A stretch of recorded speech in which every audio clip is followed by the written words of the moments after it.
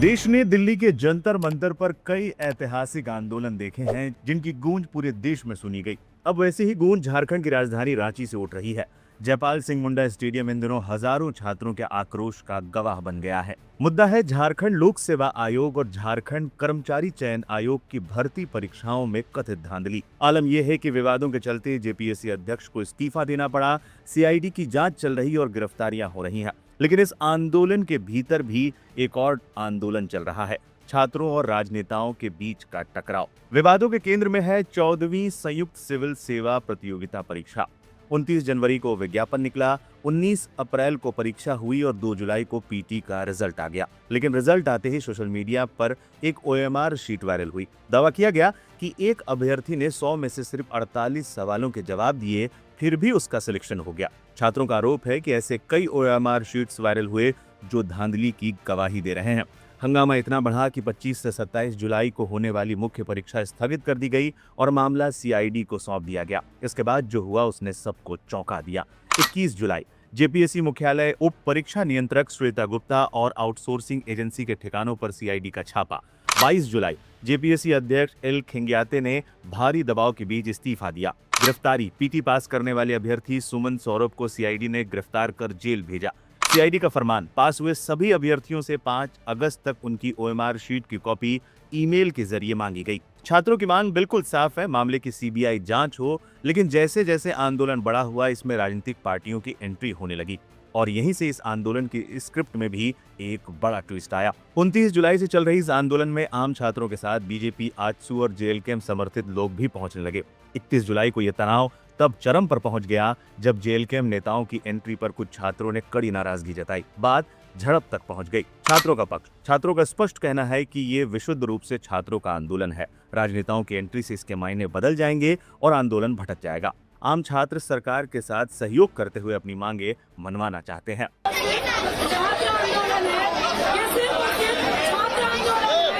कुछ भी नहीं हुआ था, कुछ अराजक तत्व, मैंने आपको पहले भी बताया, कुछ अराजक तत्व हैं जो इस मंच का दुरुपयोग करना चाहते हैं। वो मैं होने नहीं दूंगी। मैंने छात्रों से वादा किया, मैंने झारखंड के छात्रों से वादा किया, मेरे मेरे मेरे मेरे मेरे इस जब तक जान है कोई इसका दुरुपयोग नहीं कर पाएगा। आप झारखंड का पूरा इतिहास जब देखेंगे सर, तो आपको पता चलेगा जब जब कोई बड़ा मूवमेंट होने की कोशिश की गई है तो हमेशा इसको दबाने की कोशिश की गई है। और इस बार जो हम लोगों का आंदोलन है वो छात्रों के हित की आंदोलन है और हम लोगों को इसमें सफल पाना है। जेएलकेएम का पक्ष, वही जेएलकेएम नेता और 2024 के लोकसभा चुनाव में रांची से उम्मीदवार रहे देवेंद्र महतो का कहना है कि वो राजनीति नहीं कर रहे हैं, बल्कि ये उनका ही आंदोलन है। सर, हम 2014 में पास किए ग्रेजुएशन, ठीक है, हम बीटेक होल्डर हैं, गेट क्वालिफाइड हैं और हम जेएसएससी का एग्जाम 2015 से लिख रहे हैं। जब से जेएसएससी सीजीएल का एग्जाम आया था, पीटी मेंस था, और देवेंद्र नाथ महतो उसी समय से लाठी डंडा खा रहे हैं।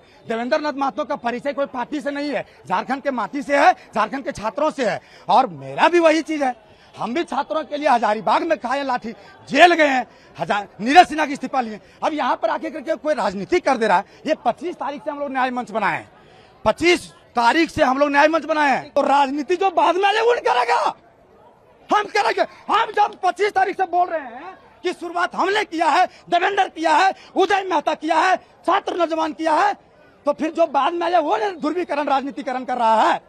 हम तो मरने के लिए आए हैं। हमारी पार्टी जेएलकेएम जो बोल रहे हैं, ये पार्टी ये अभी आई है। इसके पहले से मनोज यादव छात्र नेता है, पहले छात्र नेता फिर जेएलकेएम आया। तो ये चीजें जो है पॉलिटिकलाइज नहीं हुई। सबसे बड़ी बात, इस आंदोलन की शुरुआत जो बापू वाटिका से हुई थी, तो यही जेएलकेएम के छात्र नेताओं ने किया था। और आज जो है यहाँ पर आया, ये यहाँ तक वहाँ से शिफ्ट किया गया, ये मंच भी जेएलकेएम ने ही बना करके दिया था। मतलब आप ये कह रहे हैं इनडायरेक्टली कि क्रेडिट लेने की कोशिश चल रही है चारों तरफ से? नहीं, देखिए हम लोग पहले से ही आपको बता रहे हैं, अगर यदि हम वहाँ पर आंदोलन कर रहे थे और संविधान मार्च जो हुआ परसों 29 जुलाई को, वो भी हम ही लोगों ने ही संविधान मार्च को लिखा था। स्लोगन भी संविधान मार्च का जो बनाना था ये JLKM ने ही बनाया। गतिरोध जब ज्यादा बढ़ने लगा तो आपसी बातचीत से एक अनोखी सहमति बनी। अब जयपाल सिंह मुंडा स्टेडियम में ही 2 अलग-अलग प्रदर्शन स्थल बन गए हैं। एक तरफ आम छात्र अपना आंदोलन कर रहे हैं तो दूसरी तरफ देवेंद्र नाथ महतो अनिश्चितकालीन भूख हड़ताल पर बैठ गए हैं। जी, जो उम्मीद थी सरकार से कार्रवाई का वो हो नहीं पाया, क्योंकि पीटी परीक्षा जारी किया हुआ 1 महीना से ज़्यादा हो गया और ये लड़ाई 5 जुलाई से शुरुआत किए, 25 जुलाई से सत्याग्रह किए, 20 जुलाई को मुख्यमंत्री जी को ज्ञापन दिए, मांग पत्र सौंपे और 7 जुलाई को राज्यपाल जी को भी हम लोग ज्ञापन सौंपे। लेकिन अभी भी स्टूडेंट्स काफ़ी परेशान हैं कि इतना जांच हो रही है, इतना कार्रवाई हो रही है, गड़बड़ी का इतना सब साक्ष्य भी मिल गया, लेकिन आखिर पीटी परीक्षा रद्द क्यों नहीं हो रहा है? क्या हर बार की तरह बच्चे कैंडल लेकर के बैठे रहेंगे, आयोग को गुहार लगाते रहेंगे और संघर्ष जारी रहेगा? अचानक फिर से एडमिट कार्ड जारी होकर के मुख्य परीक्षा घोषणा कर दी जाएगी और जो मेहनत करते हैं, जो पढ़ाई करते हैं, जो लड़ाई करते हैं, वो बच्चे हार जाएंगे और जो सेटिंग कटिंग करने वाले हैं वो सफल हो जाएंगे। तो इसीलिए हमने 5 जुलाई से जो लड़ाई को शुरू किया था और 25 जुलाई से जो सत्याग्रह शुरू हुई, कल 9वें दिन से हम भूख हड़ताल पर हैं, अपने अन्न को त्याग कर दिए। सरकार का कहना है कि कार्रवाई हुई है, चेयरमैन का इस्तीफा ले लिया गया है और बाकी लोगों पर। जी बिल्कुल, उसका स्वागत करते हैं। सरकार कह रही है, ये हम भी देख रहे हैं कि 11 लोगों की गिरफ्तारी हुई है, सुमन सौरभ का भी गिरफ्तारी हुआ है, अभय तिवारी का भी गिरफ्तारी हुआ है, एल खंगते का इस्तीफा भी हुआ है। लेकिन मेरा कहना है कि सिर्फ कार्रवाई और जांच से बच्चों को न्याय नहीं मिलेगा, उसके लिए स्पष्ट जवाबदेही पारदर्शी सुनिश्चित करना होगा और एग्जाम को रद्द करना होगा और जो भी उसमें दोषी पाए जाएंगे उस पर ईडी जांच करके कड़ी कार्रवाई करना होगा। और ये जो झारखंड 26 साल में जो चौपट हो रहा है, इसको बचाना होगा। इमीडिएट क्या डिमांड है? इमीडिएट तत्काल 14वीं JPSC पीटी परीक्षा को रद्द करे, सबसे पहला चीज़।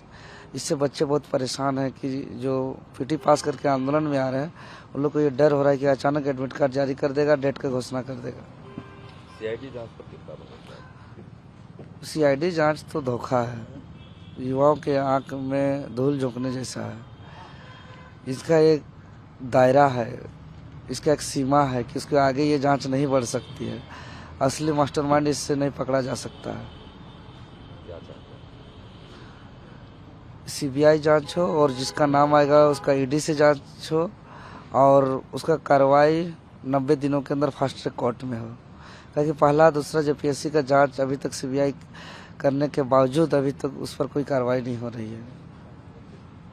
यहाँ आरोप लगाया जा रहा है कि जो कंपनी यूपी में ब्लैकलिस्टेड थी, उसके हवाले इस एग्जाम को कर दिया गया। हाँ जी, बिल्कुल सही बात है ये चीज़, और जांच पर भी साबित हुआ है। TDPL एजेंसी झारखंड में भी JSSC में ब्लैकलिस्टेड है, यूपी में भी है, और एक फर्जी एजेंसी, एक टूटपूंजिया एजेंसी, अविश्वसनीय एजेंसी को राज्य के प्रमुख परीक्षा सिविल सेवा का परीक्षा कराया जा रहा है। तो ये कहीं न कहीं ये पहले से सुनियोजित था कि यहाँ के सीटों को बेचना है और इस पर सरकार से लेकर पदाधिकारी सब मिली भगत है। इसलिए पूरा रिफॉर्म की हम लोग का डिमांड है और TDPL एजेंसी के द्वारा जितना भी परीक्षा का आयोजन किया गया है, सभी परीक्षाओं की जांच किया जाए। एक ही मैदान, एक ही मुद्दा, लेकिन 2 अलग-अलग मंच। भले ही प्रदर्शनकारियों के बीच वैचारिक मतभेद हो, लेकिन उनका लक्ष्य एक ही है, JPSC और JSSC में पारदर्शिता और CBI की जांच। रांची से उठी ये चिंगारी अब पूरे देश में चर्चा का विषय बन चुकी है। खबरें तो ये तक सामने आई हैं कि जल्द ही कॉकरोच जनता पार्टी के अभिजीत दीप के छात्रों के इस आंदोलन से जुड़ सकते हैं। इस दौरान छात्रों के साथ वीडियो कॉल पर उनकी बातचीत का वीडियो भी सोशल मीडिया पर वायरल है। झारखंड में भी sir paper leak, JPSC JSSC में बहुत झारखंड के तमाम छात्र नौजवान आज सड़क पर है सर। पिछले 9 दिनों से हम लोग अनिश्चितकालीन धरना जयपाल सिंह मुंडा स्टेडियम में कर रहे हैं। आज हम लोग का मशाल जुलूस था।